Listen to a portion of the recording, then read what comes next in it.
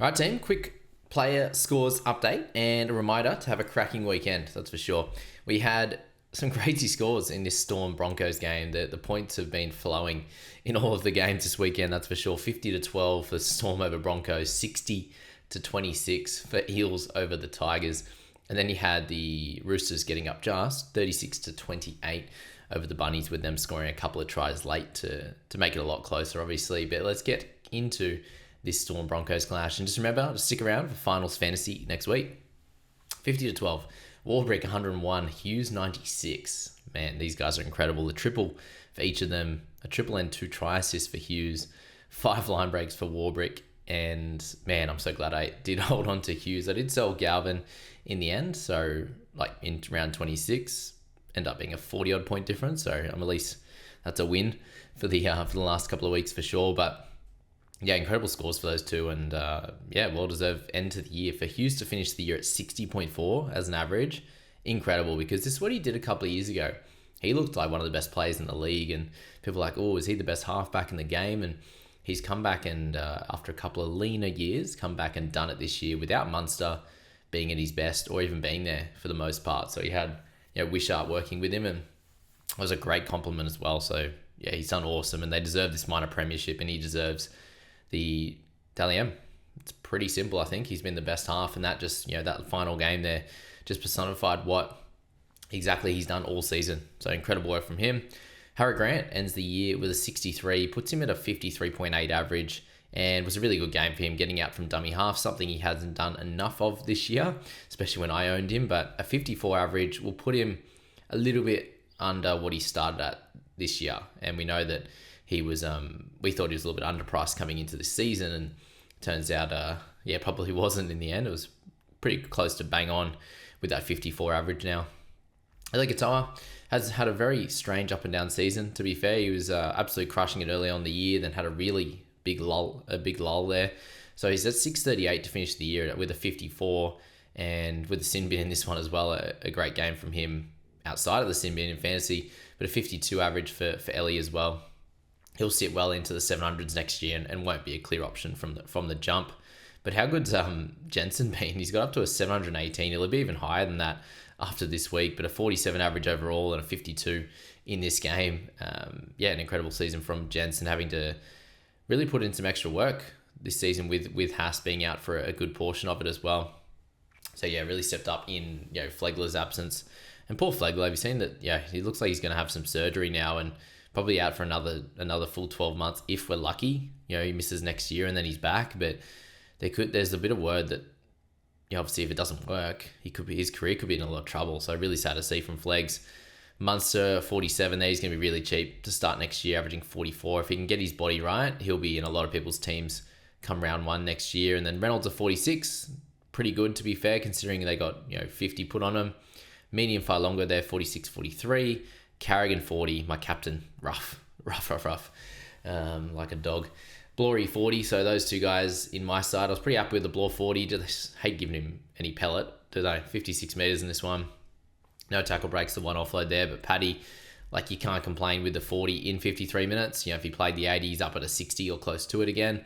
But just getting smashed in this one, plenty of time spent behind the sticks. And yeah, tough on his captain. I'm very happy to own Hughesy in this game, but I know he's obviously fairly highly owned as well. I'll have to check that actually after last week, see how many sold. But next on the list, you've got guys like Wishart. I actually think Coates had a really good game. They gave him an early spell after returning really strong, running the ball really hard. And as I said, Wishart there, 33, pick up a 90 odd and a 33 across those 2 games. And then from there, that's basically it. You got Bentakura, got a chance out there. Oates for 7 in the 80 minutes, pretty rough. But let's move on to the Spoon Bowl. It was fairly well advertised yesterday afternoon, and even on KO they had the Spoon Bowl, Tigers v Eels. It wasn't just the normal NRL round 27 Tigers v Eels. They had that, so yeah, it was pretty funny. But some big try scorers obviously in the Eels side of things, with 60 points put on, and Cartwright was slow to get away and then picked up a couple of try assists and a try and got into it with offloads as well. Regan Campbell-Gillard, a really good finish to his season after bit of a rough one, obviously, for both of these teams. So you can't really put too much praise on any of these guys, just because as a team they've really struggled. Penasini there with a double to finish the year. Ends the year at an average of 40, so a little bit under what we would have hoped. I think he was an early 40s guy. But Moses missed a lot of this year as well, and the team sucked. So that's that. You had Assi with they both obviously played 66 minutes there, Penasini and Assi. So and then you had Brown. Unfortunately, looks like probably an ACL. So it's going to be an interesting start to next year for these guys, and if they can get away with a good start. Galvin's 52 there with 2 try assists. He got them early, one off a kick, one off a pass there as well. And good run meters, kick meters, forced dropouts, offloads, does it all. What a legend. To finish the year, Galvin, as a rookie, averaging 52. It's one of the better rookie fantasy seasons that we've seen. Payne Haas was getting to close to 80 minutes in his rookie season, and there's been a couple others that have had really good ones. Aikens, Birds, these types of guys, but 52 from an 18/19-year-old is absolutely spectacular. I'm so glad that I've owned him for basically the whole year. I missed round 1 or 2, round 1 maybe? Round 1 and 2, I think got him round 3, and then sold him last week when he had the bye. So an incredible season from Galvin, one that I will definitely remember for a long time.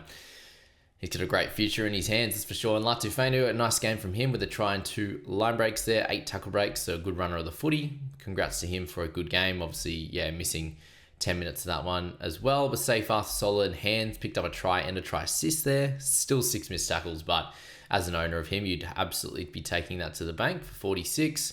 Heath Mason, he's done a really good job actually. Come in at the back there and has had a bunch of good scores there in amongst some really low ones at the start off the bench and the like. So 43 for him. What about Gutho picking up 39 with a double? A bit low obviously, but one of those games with just so many points, it's hard to get base.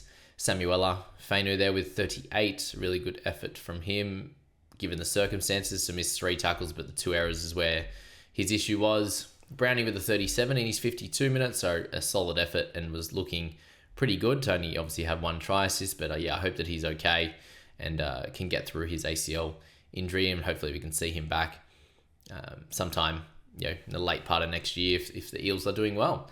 Papali'i, he's going to come into next season really cheap. So 46.6 the average now.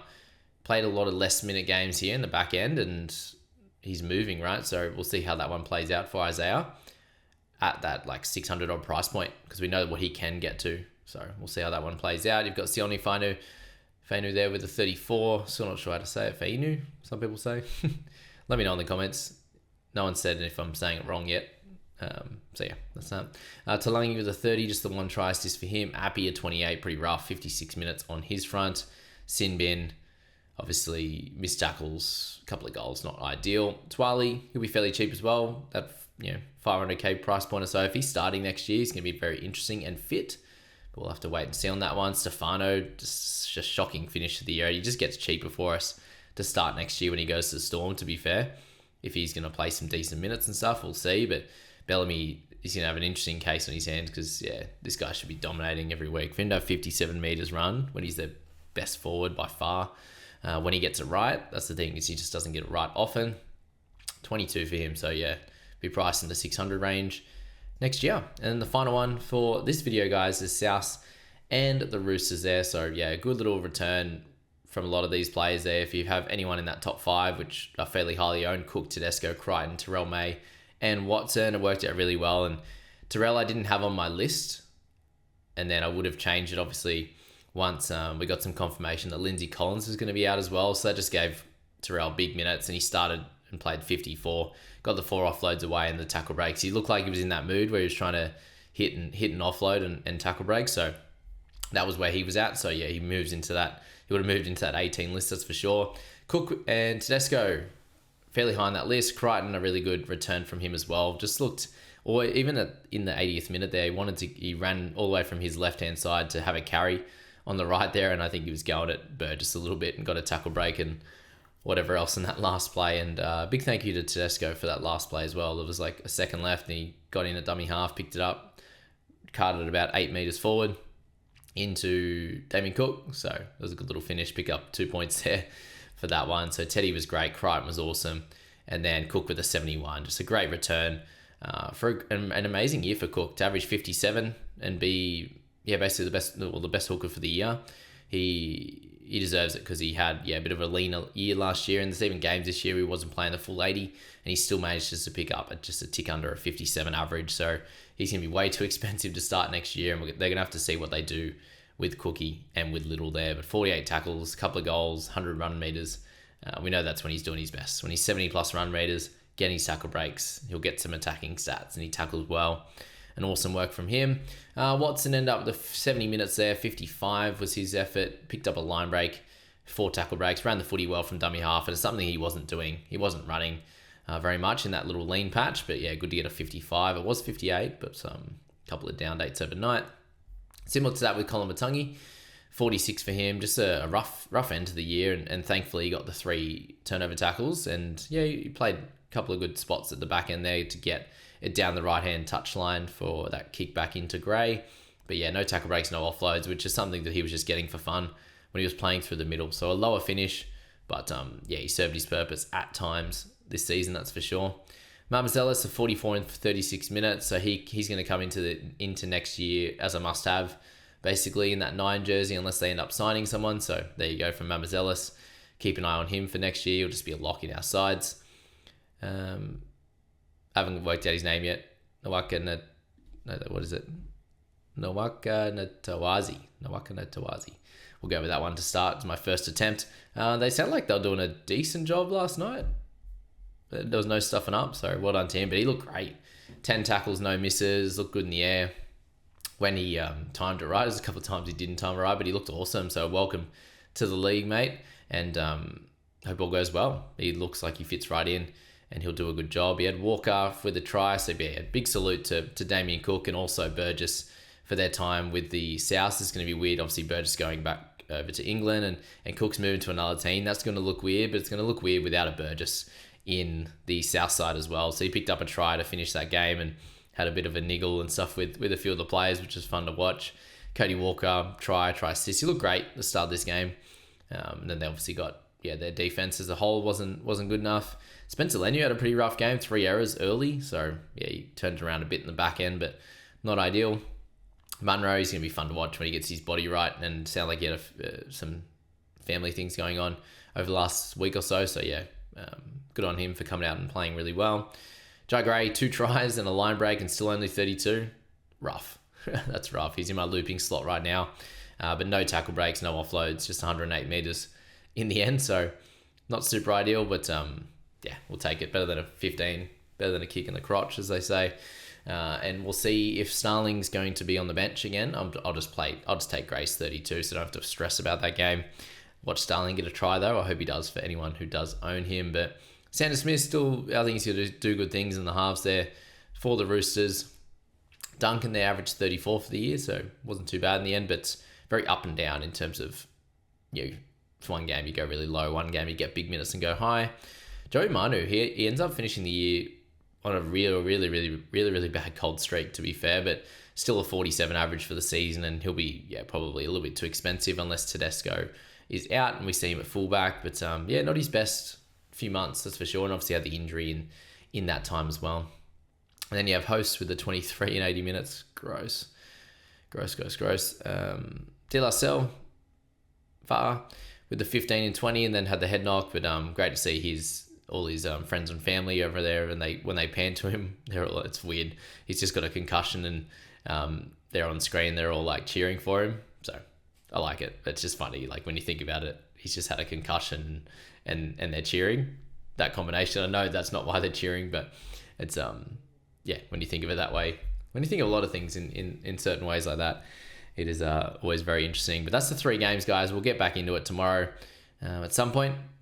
And we'll get through all that. We'll get through the reviews, and I'm very much hoping. Well, today is the day of upsets. Hopefully, I need to get I've got 3 from 3 so far. I need a full week of tipping, so I need plenty of upsets and a full week of tipping for me to win my tipping leagues, which is pretty wild. So we'll see how that one plays out. I wish you all the best of luck, and I hope you enjoy the Saturday games. I will be at the Dogs Cowboys one, which will be fun, and hopefully I catch a few of you there. See you, team.